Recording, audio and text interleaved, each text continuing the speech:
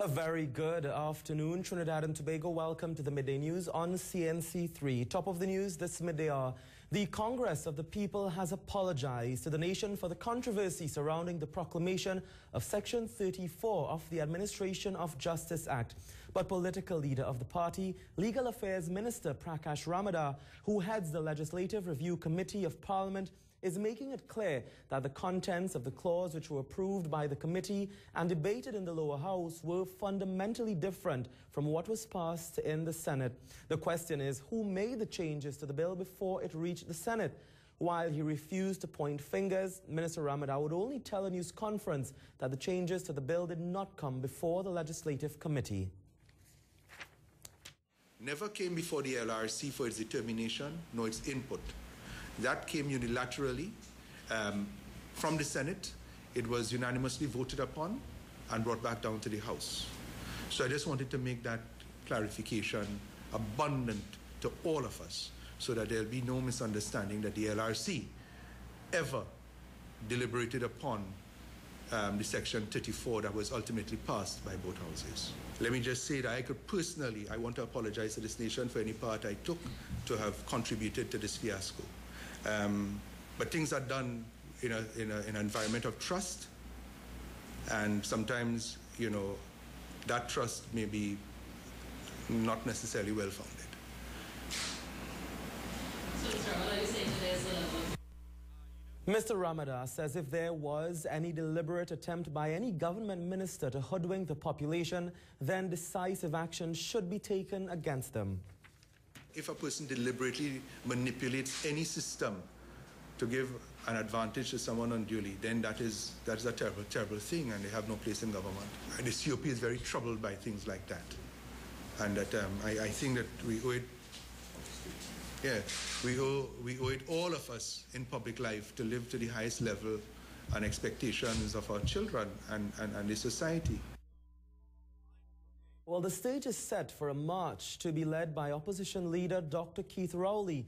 Acting Commissioner of Police Stephen Williams has granted permission for the march, which begins in just under an hour's time from the Red House to President's House.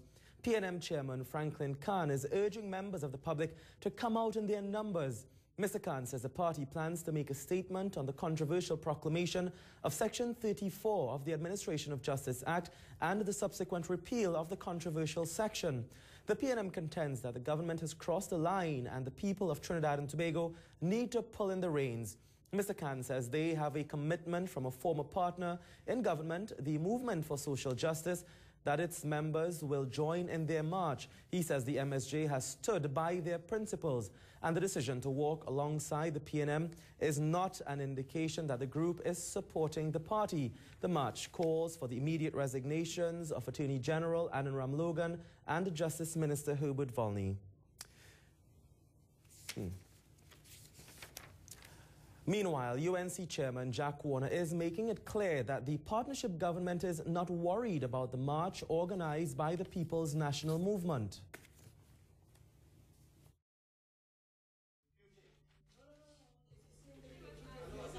Let them hit the street as they have been trying to do since independence. I wish them better luck today than Independence Day. But I want to say here, again, that this country is not a foolish country. Everybody can see through this facade of Dr. Rowley, which would result in another failure. I say if Dr. Williams could have only come out his grave and see the disaster which has befallen upon the PM, he would never recognize the party that he has formed. Mr. Warner also denied reports that the UNC plans to countermarch the PNM at any time. However, Public Relations Officer of the People's National Movement, Senator Faris Al-Rawi, insists that the PNM takes no responsibility for Section 34 of the Administration of Justice Act. Speaking on the CNC3 early morning show, Senator Al-Rawi explained that the Administration of Justice Act is an excellent piece of legislation and it is critical to reducing the backlog in the nation's courts. But Senator Al-Rawi says the issue remains that the Parliament and the public was misled. Has made a collective decision, and for that reason there will be no investigation into those persons who ought to stand consequences for the current imbroglio that we find ourselves in. That is the furthest thing from the truth That is a gross and irresponsible representation of the facts. The Parliament did not, as a collective unit, seek to proclaim Section 34 in an absurd and opaque fashion. Senator Al-Rawi says the Prime Minister must come clean on just why the haste to proclaim the controversial section of the Administration of Justice Act. The Director of Public Prosecutions, now the President of the Republic, the Chief Justice, and the Law Association have all said that the early proclamation of Section 34 by the Cabinet of Trinidad and Tobago was a fiasco. And as you just heard a little earlier, there is now confirmation from the leader of the Movement for Social Justice, David Abdullah, that the MSJ will walk in solidarity with the PNM as it openly supports concerns raised about the controversial Section 34. However, Mr. Abdullah is making it clear that while the MSJ plans to march with the PNM, it does not mean that it is prepared to align itself with the party. We're not supporting the PNM. Let me be very clear. The MSJ does not support the PNM. We have always been totally opposed to the policies of the PNM in government.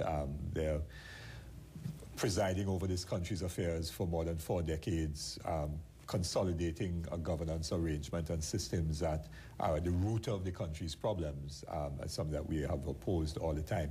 But the issue of holding this government and ministers to account for the fiasco of the early proclamation of one part of the Criminal Proceedings Act, right. Section 34 of that act, surreptitiously and like a thief in the night, as I said in our statement last week, that is an issue that the MSJ is concerned about. Mr. Abdullah told the CNC3 early morning show that the MSJ has already stated its position on the issue, and it is of the strong view that the Prime Minister must hold someone responsible for the ensuing fiasco. Continuously beat the system, and therefore justice does not happen, then the average citizen will not abide by the laws and rules because they'll be cynical of the entire system. And when there's cynicism about the system, when people have no faith or trust in the system, then the society essentially will fall apart. The center can't hold, and that is the dangerous situation in which we are in now. To some other news now, a 65-year-old Presal man has died in a fire which destroyed his house at around 5 this morning. Investigators who were at the home of Nizarul Makoon of number 1 Presal Road this morning told CNC3 that neighbors heard a loud explosion around 5 o'clock and came out of their houses to see Makoon's house on fire. He was the only person living in the house and did not respond to calls, and he burnt to death. His charred remains were brought out around 8 this morning. Police suspect there was foul play involved, as fire officers reported that the house was ransacked and a cutlass was found nearby. Makoon's brother, Zainul Makoon, told the police that his brother was a victim of robbery a few years ago and told police he believes that the fire was deliberately started by someone. Makoon was a retired public servant who was formerly employed at the Ministry of National Security. The West Indies Cricket Board today announced that accomplished Jamaican management consultant Michael Myriad has been appointed the new Chief Executive Officer of the regional governing body. The Board of Directors approved Mr. Myriad's appointment at a meeting in Barbados at the weekend, and his appointment is for 3 years. President of the WICB, Dr. Julian Hunt, commented on Myriad's appointment, saying, quote, "The board is confident that the appointment of Mr. Myriad will ensure that West Indies cricket remains resolutely on the path to structured development and progress, and that he is most capable of continuing the process of overseeing the implementation of the WICB strategic plan for 2011 to 2016. Myriad will succeed Dr. Ernest Hilaire, who demits office on September 30th after serving the 3-year term of his contract. The World 2020 Cup got going this morning in Hambantota, Sri Lanka, as the host nation kick-started their campaign to capture the coveted title on home soil. They took on Minnow Zimbabwe, who started the tournament as clear underdogs, but who have recently been able to cause upsets versus South Africa and other top teams. They won the toss and asked Sri Lanka to bat first. Having made a decent start, the home team almost lost their way, losing 3 key wickets. They recovered well enough, though, to post 182 for 4 in 20 overs. Zimbabwe are currently into their chase. The West Indies go into action on Saturday versus Australia. Before we leave you this afternoon, let's take a look at the weather forecast. Trinidad and Tobago will experience light to moderate afternoon showers in varying localities and the slight chance of the thunder shower in a few confined areas. Tonight will be mostly fair. Seas are slight with waves 1.5 meters in open waters and just about calm in sheltered areas. The forecast maximum temperature at Fiasco is a blistering 34 degrees Celsius and 31 over at Crown Point in Tobago. That's all that we have time for. Thank you so very much for joining us. Be sure to join us throughout the afternoon for our hourly news updates. And for all the day's top stories, join us for our major newscast at 7. I'm Kamal Georges. Have a good afternoon.